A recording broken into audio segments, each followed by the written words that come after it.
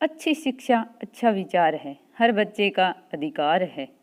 करें सब शिक्षा में निवेश तो मिलेगा नतीजा सर्वश्रेष्ठ। नमस्ते बच्चों, मैं सुगना। आज के वीडियो में हम +2 का पाठ काले मेघा पानी दे कंप्लीट करेंगे, जिसके रचयिता हैं धर्मवीर भारती। लेकिन इस बार मैंने साफ इनकार कर दिया। किसने इनकार कर दिया? लेखक ने। किसको? अपनी जीजी को। क्या इनकार कर दिया? जब उनके जीजी ने उस इंद्रसेना पर पानी डालने के लिए कहा तो लेखक ने साफ मना कर दिया कि मैं इन पे पानी नहीं डालूंगा, पानी की बर्बादी है, ये अंधविश्वास है, नहीं फेंकना है मुझे बाल्टी भर भर कर पानी इस गंदी मंडक मंडली पर।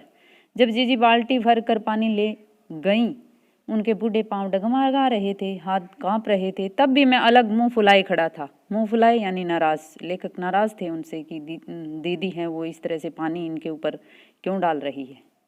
शाम को उन्होंने लड्डू मठरी खाने को दिए तो मैंने उन्हें हाथ से अलग खिसका दिया। खाना भी नहीं खा रहे थे। लेखक तो पूरे नाराज हो गए, मुंह फेर कर बैठ गया। जीजी से बोला भी नहीं, बात भी तक भी मैंने अपनी जीजी से नहीं कही। पहले वे भी तमत माई यानी पहले वो भी नाराज थी, लेकिन ज़्यादा देर तक उनसे गुस्सा नहीं गया। यानी कि वो मुझसे बहुत प्रेम करती थी, इसलिए वो ज़्यादा देर तक मुझसे नाराज़ नहीं रह सकती थी। पास आकर कहा, मेरा सर अपनी गोद में लेकर बोली, देख भैया, रूठ मत, मेरी बात सुन। फिर लेखक को किस प्रकार उनकी जीजी समझाती है। लेखक ने यहाँ बताया है कि यह सब अंधविश्वास नहीं है। हम उन्हें पानी नहीं देंगे तो इंद्र भगवान हमें पानी कैसे देंगे? मैं कुछ नहीं बोला। फिर जीजी बोली, तू इसे पानी की बर्बादी समझता है, पर यह बर्बादी नहीं है, यह पानी का अर्घ्य चढ़ाते हैं। जो चीज़ मनुष्य पाना चाहता है उसे पहले देगा, नहीं तो पाएगा कैसे? इसीलिए ऋषि मुनियों ने दान को सबसे ऊंचा स्थान दिया है। ऋषि मुनियों को काहे बदनाम करती हो जीजी? क्या उन्होंने कहा था कि जब आदमी बूंद बूंद पानी को तरसे तब पानी कीचड़ में बहाओ? यानी कि उनकी जीजी ने कहा कि ये हम पानी जो बंदर सेना पे डाल रहे हैं, इस मेंढक मंडली पे डाल रहे हैं, तो यह पानी की बर्बादी नहीं, ये तो दान है, हम इंद्र देवता को दान दे रहे हैं, फिर इस दान का हमें पुण्य मिलेगा, बरसात होगी। ऋषि मुनियों ने भी दान को सबसे ऊंचा बताया है। तब लेखक ने जीजी को कहा कि ऋषि मुनियों ने कब कहा था कि इस तरह पानी की बर्बादी करना, इस तरह से कीचड़ करना? कुछ देर चुप रही जीजी, फिर मटरी मेरे मुंह में डालती हुई बोली, खाना उनके मुंह में डाल रही है और फिर बहला फुसला रही है, लेखक को मना रही है, समझा रही है कि हम जो ये काम कर रहे हैं ये अंधविश्वास नहीं है, यह अच्छा काम है, हम त्याग और ध्यान का जो काम कर रहे हैं। देख, बिना त्याग के दान नहीं होता। अगर तेरे पास लाखों करोड़ों रुपए हैं और उसमें से तू 2-4 रुपए किसी को दे दे तो यह क्या त्याग हुआ? यानी कि अगर व्यक्ति के पास पैसे हैं और फिर वो दान करता, वो दान नहीं होता।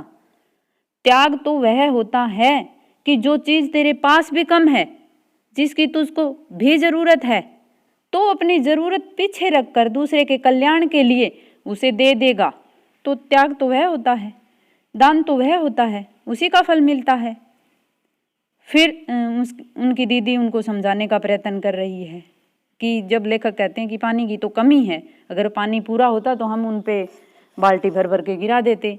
तो दीदी किस प्रकार समझाती है कि हमारे पास जिस चीज़ की कमी होती है और कमी में हम दान करते हैं, हम वह सच्चा दान होता है।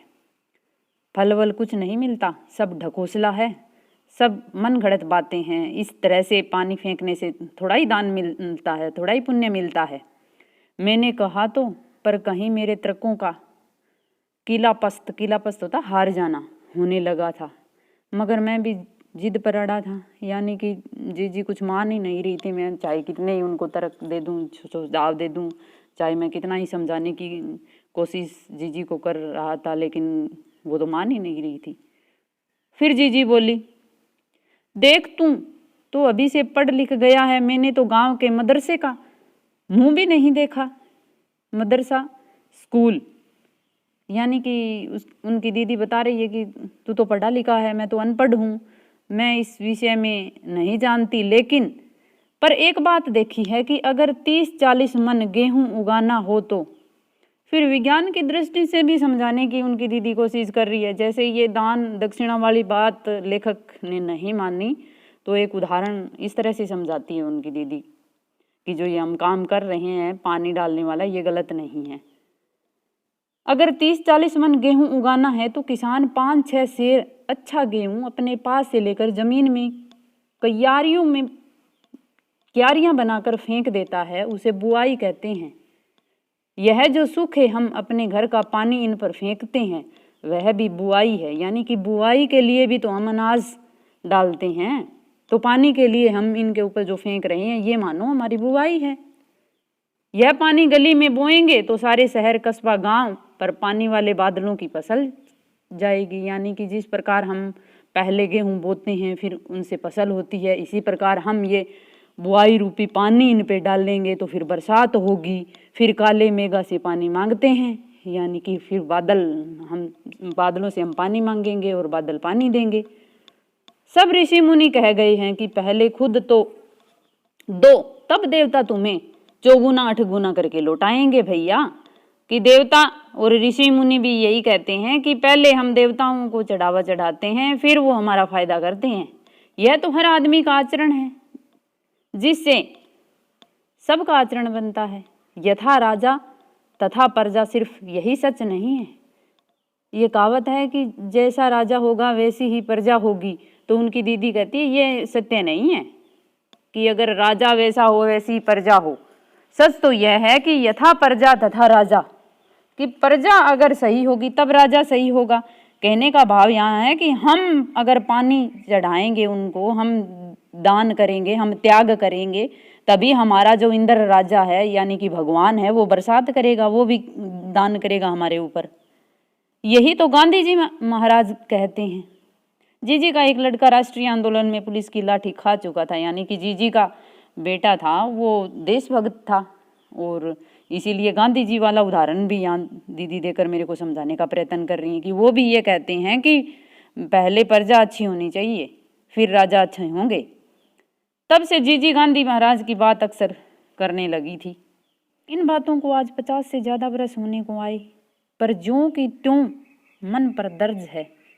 जब लेखक संस्मरण लिख रहे थे तब वो बताते हैं कि आज 50 वर्ष बाद भी जो मैं ये बातें याद करके आपके सामने लिख रहा हूँ, वो ज्यों की त्यों मन में दर्ज है। यानी कि मेरे को पूरी तरह अच्छी तरह याद है, मेरे मन में बसी हुई है।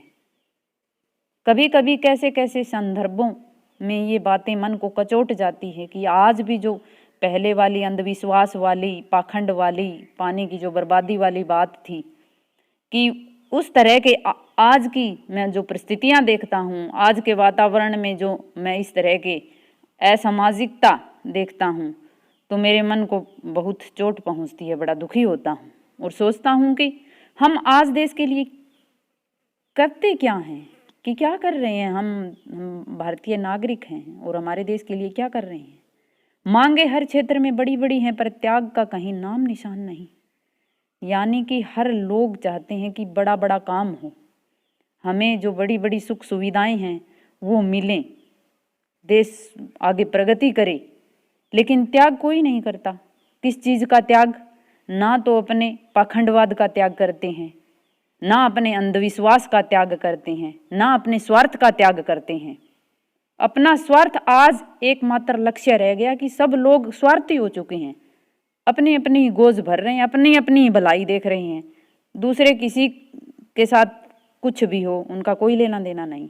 हम चटखारे लेकर इसके या उसके भ्रष्टाचार की बातें करते रहते हैं, पर क्या कभी हमने जांचा है कि अपने स्तर पर, अपने दायरे में हर हम उसी भ्रष्टाचार के अंग तो नहीं बन रहे।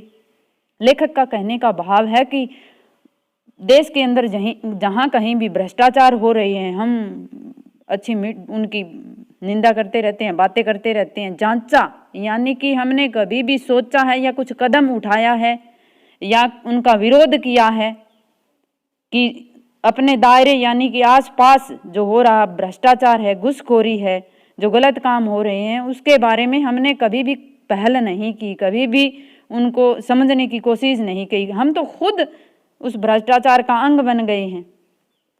काले मेघा दल के दल उमड़ते हैं, कहने का भाव है कि बड़ी बड़ी योजनाएं बनती है देश के अंदर, पानी झमाझम बरसता है, यानी कि वहाँ उसमें खूब पैसे लगाए जाते हैं, पर गगरी फूटी की फूटी रह जाती है, यानी कि योजनाएं विफल हो जाती है, उसके अंदर भ्रष्टाचार हो जाता है, बेल प्यासे के प्यासे रह जाते हैं, यानी कि जिन साधारण मनुष्यों के लिए, जिन जन मानस के लिए जो सुख सुविधाएं, उनके लिए जो योजनाएं बनाई जाती हैं वो उन तक पहुंच ही नहीं पाती, वो उनसे कुछ लाभ उठा ही नहीं पाते।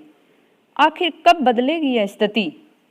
लेखक पाठकों से सवाल कर रहे हैं कि जो इस तरह की कंडीशन है हमारे देश की, जो प्रगति के अंदर बाधा बन रही है, हमारी सोच, हमारा अंधविश्वास, हमारा पाखंड, हमारा भ्रष्टाचार, क्या कब ये ठीक हो पाएगा? हमारे विचार बदल पाएंगे? हम अपने देश को प्रगति के स्तर पर ऊंचा ले पाएंगे? आशा है कि आपको ये पाठ समझ में आ गया होगा। घर रहें, स्वस्थ रहें। धन्यवाद।